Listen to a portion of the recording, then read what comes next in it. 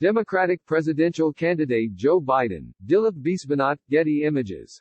President Donald Trump stood before about 500 of the Republican Party's biggest patrons at his Mar-a-Lago resort on Friday and raised a topic few in the audience expected: Joe Biden's mental capacity. Trump walked the donors through a list of Biden's recent verbal stumbles, such as his recent declaration that he was running for Senate and his assertion that 150 million Americans had been killed by gun violence since 2007. Trump questioned whether the former vice president had the mental stamina to sustain the rigors of a general election campaign.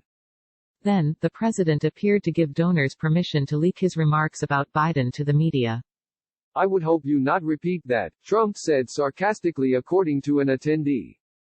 With Biden emerging as the likely Democratic nominee, Trump has launched a concerted, near-daily campaign to raise doubts about the 77-year-old's mental acuity. The president has been bolstered by a conservative echo chamber flooding social media with video clips highlighting Biden's gaffes. The effort provides a window into how Trump, who's been dogged by questions about his own mental fitness, regularly picks apart his political opponents. He has an unmatched ability to zero in on his foe's biggest vulnerability or insecurity, and through sheer repetition bake it into the public consciousness.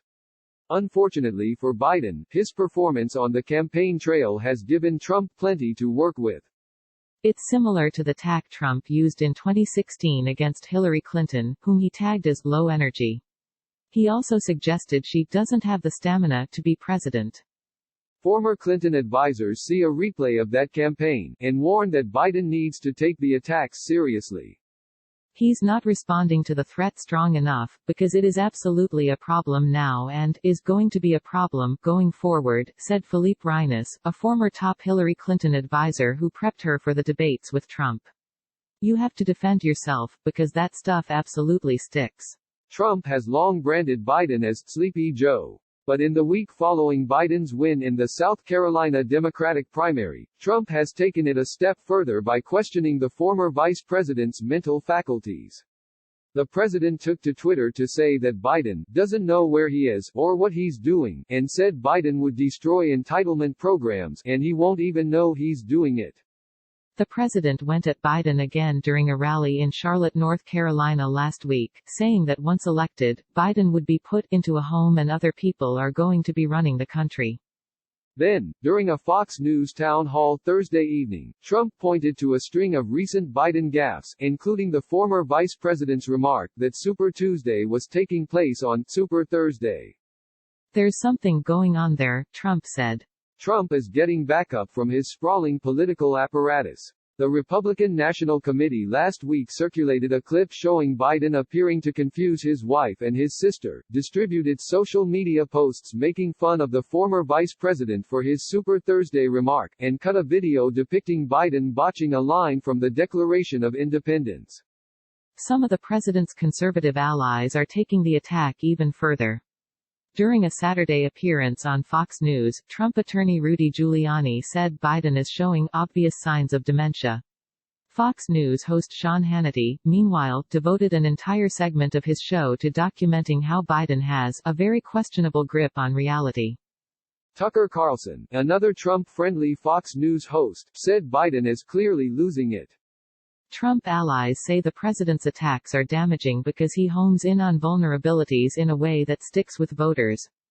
The president is expert at indelibly tagging his opponents with nicknames that resonate in flyover country. He is similarly adept at identifying and highlighting his opponent's shortcomings in unavoidable and ubiquitous commentary, said Michael Caputo, a Trump 2016 campaign aide.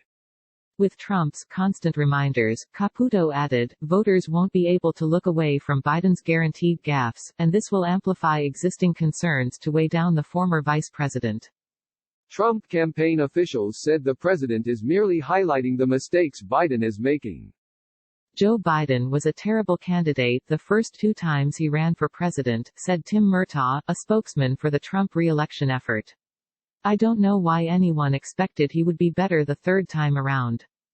Biden has laughed off the attacks. During a recent appearance on Fox News Sunday, the former vice president was asked to respond to a clip of Trump saying that he would be sitting in a home someplace if elected. Is that the stable genius saying that? Biden shot back. Those close to the Democratic frontrunner dismissed the attacks, saying that voters see Biden's verbal hiccups as part of his charm. The assault, they argue, reflects the profound degree to which Trump is threatened by the former vice president. Trump was impeached by the Democratic-led House last year over allegations that he pressured the Ukrainian government into investigating Biden and his family.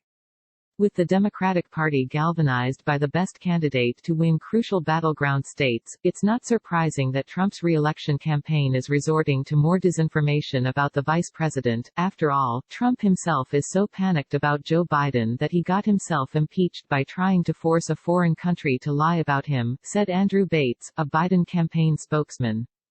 The attacks on Biden bear a striking resemblance to the ones Trump launched against Clinton 4 years ago. In 2016, Trump was similarly echoed by an array of conservative allies. The pro-Trump Breitbart News published a series of articles about Clinton's health, including one that linked to a story on a conservative website alleging the former Secretary of State was engaging in bizarre behavior and questioned whether she had a seizure. InfoWars, another pro-Trump site that peddles in conspiracy theories, piled on with a piece exploring whether Clinton had Parkinson's disease. The onslaught only intensified after Clinton suffered a bout of pneumonia while attending a September 11 memorial event. Clinton allies said the attacks took a toll. Reines urged Biden to respond forcefully by raising questions about Trump's mental fitness and about why the president hasn't been more forthcoming about his health. It's an absolute layup, Reines said. And the vice president, bless his soul, doesn't seem to take to what he probably thinks is mean or adversarial. But this is the business we've chosen, as the Godfather said. Other Democrats, however, aren't so sure Trump's offensive will work.